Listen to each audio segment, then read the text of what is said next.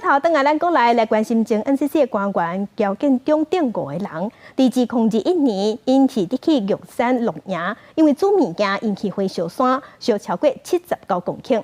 南投地方法院宣判，这5个人拢判有罪，判刑是判有期徒刑2个月到6个月不等。但过即马检方不服，认为判伤轻，所以案算要上诉。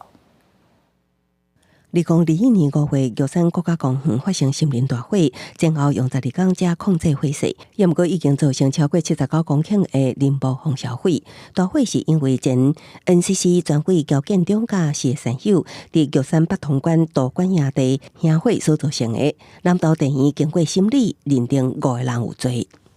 仍有通报相关单位去处理，那森林也具有一定的恢复可能性，这样子啦。毕竟还是跟大规模的去窃取森林主产物，或者是一些山老鼠去窃取森林主产物的情节有别。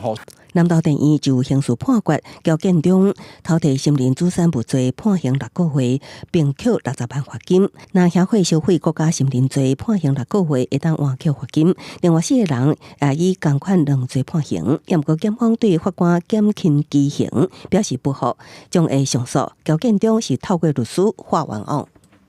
不是那个南投地院原审认定的说，是因为引火延烧的啦，并没有要跟其他人共同去偷窃那个森林主产物啦。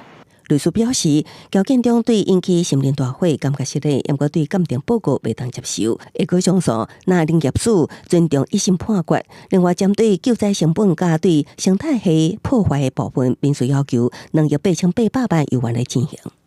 在这样稳定的状态之下，一旦被这一次的玉山大火这样子的那个破坏之后，它要恢复，其实需要相当长的一段时间。